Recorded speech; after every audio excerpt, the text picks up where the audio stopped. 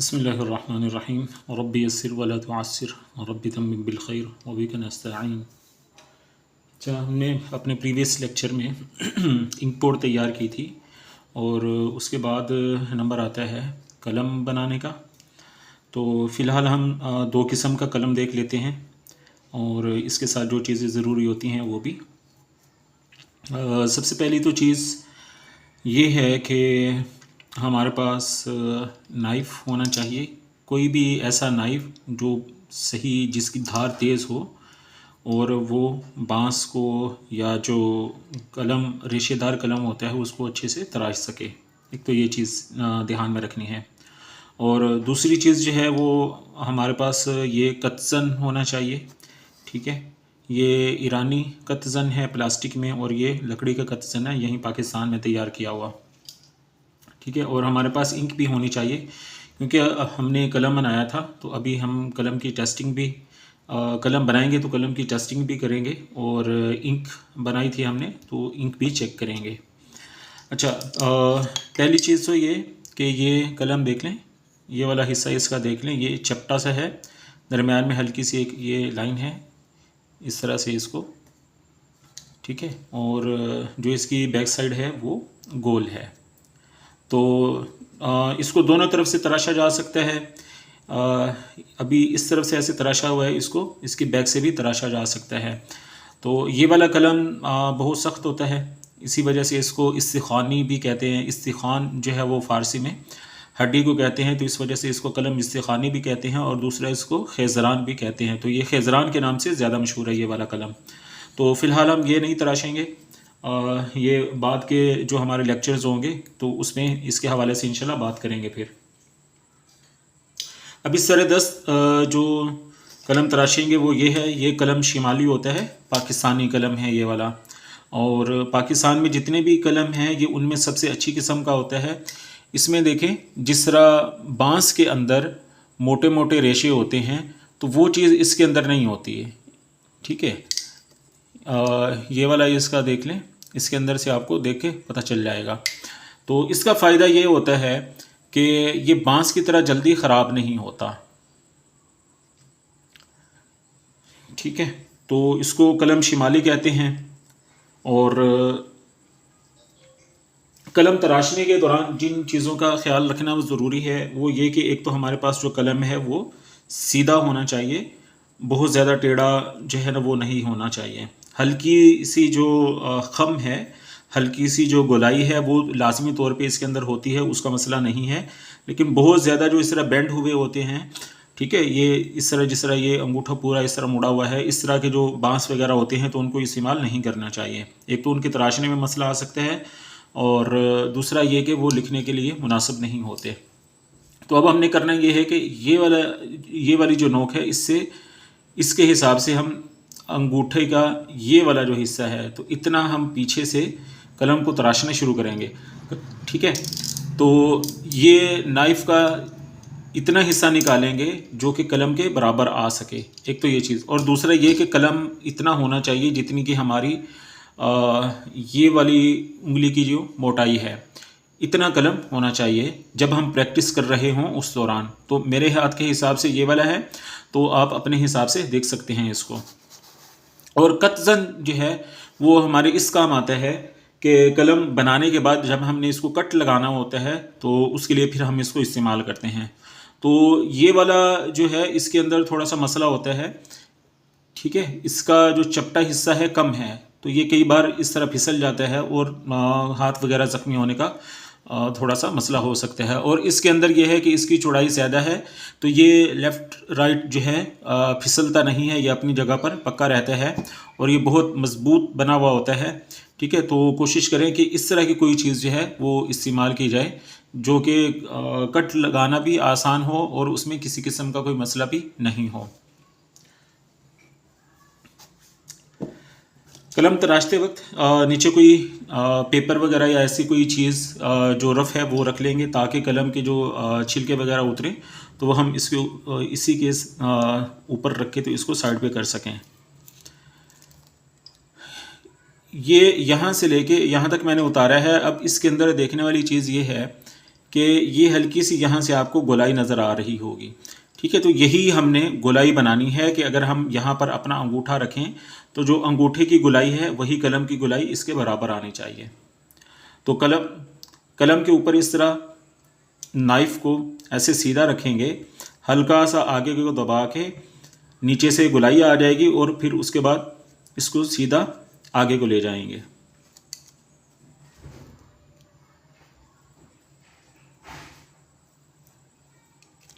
और बहुत आराम आराम से इसको करना है, बहुत ज़्यादा ज़ोर से नहीं करना कि आप एकदम से ऐसे इसको ज़ोर लगाएं और उसमें ब्लेड वगैरह टूटने का ख़तरा हो या सामने अगर कोई हो तो उसको लगने का अंदेशा हो। तो ऐसी चीज़ों से बचने की कोशिश करनी है। कोशिश करें कि हल्के हाथ से कलम तराशें, बिल्कुल आराम आराम के साथ।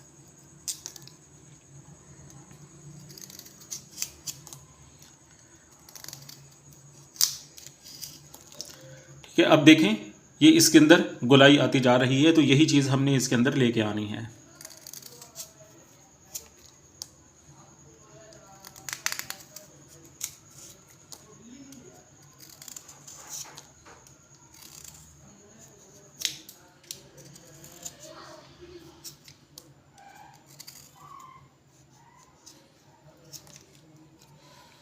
अब ये देखें, ये बिल्कुल, अब अगर हम यहाँ पे अपना अंगूठा रखेंगे तो ये इसके अंदर आ जाएगा।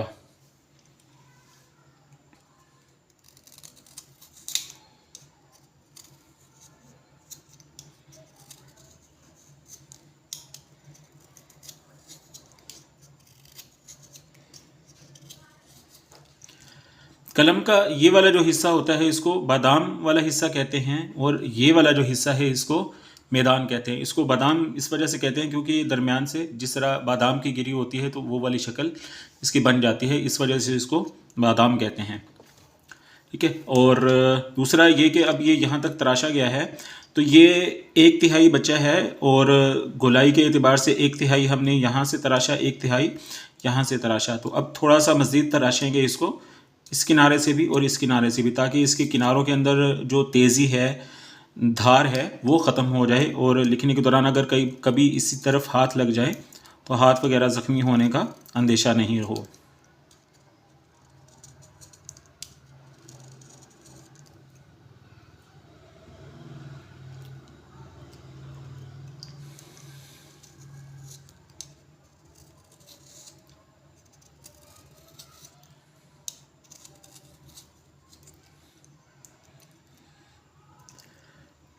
ठीक है, ये हमारा कलम तैयार है।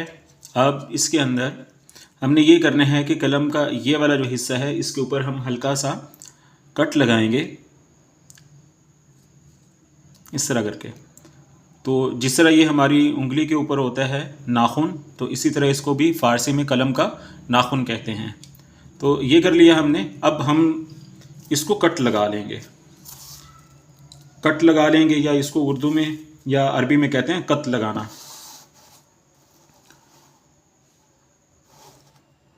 तो ये हम अपना कतज़न रख लेंगे और इस तरह उसके ऊपर अपना कलम रख के, और ब्लेड का सिर्फ उतना सा हिस्सा बाहर रहने देंगे जितने के साथ हम इसके ऊपर कट लगा सकें। तो 25 डिग्री पे यानी 25 डिग्री पे हम इसको कट लगाएंगे। ठीक है, ये इसका कट लग गया है और ये इसका एंगल हमारे सामने है। और इस तरह बाद में कलम रख के और ब्लेड का हल्का सा हिस्सा इसके दरमियान में रख के इसको हल्का सा इस तरह दरमियान से भी कट लगा देंगे। तो ये जो दरमियान वाला कट लगाते हैं इसको शगाफ कहते हैं। ठीक है, अरबी में शक कहते हैं इसको, उर्दू में या फ़ारसी में इसको शगाफ कहते हैं। तो ये हमारा पूरा कलम तैयार हो चुका है। अब हम इसको टेस्ट कर लेते हैं।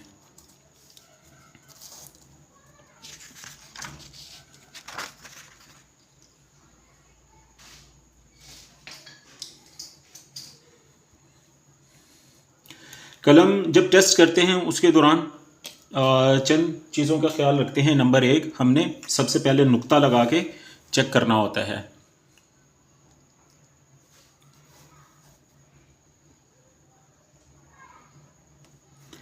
कि अब इसके अंदर थोड़ा सा मसला आ रहा है, वो ये कि हमारी इंक थोड़ी सी पतली बनी है, इसके अंदर हमारा पानी ज़्यादा हो गया है। तो इसको थोड़ा सा इसके साथ मज़ीद प्रैक्टिस करके, तो जब इंक इसके अंदर से थोड़ी सी ख़त्म हो जाएगी तो उसके बाद फिर मज़ीद हम सिर्फ इंक डालेंगे, पानी नहीं डालेंगे। ये नुक्ता हो गया। उसके बाद बाएं से दाएं एक सीधी लाइन लगाएंगे और उसके दौरान देखेंगे कलम अटक तो नहीं रहा किसी जगह पर, दरमियान में कोई जगह छोड़ तो नहीं रहा। इसी तरह दाएं से बाएं,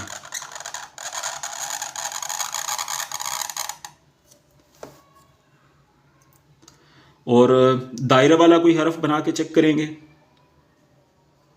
जिस तरह नून है।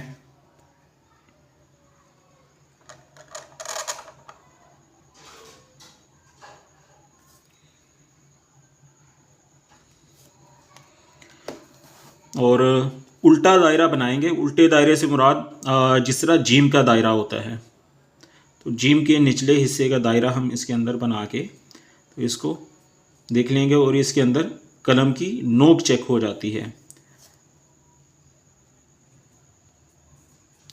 ठीक है, तो हमारा कलम नुक्ता बनाने में भी ठीक है, दाएं बाएं से जो दाएं हमने एक लाइन खींची उसमें भी ठीक है, दाएं से बाएं में भी ठीक है, किसी जगह कोई मसला नहीं आ रहा है। इसी तरह जो हमने दायरा बनाया उसमें भी, और जो जिम का निचला हिस्सा बनाया उल्टा दायरा, इसके अंदर भी ठीक है।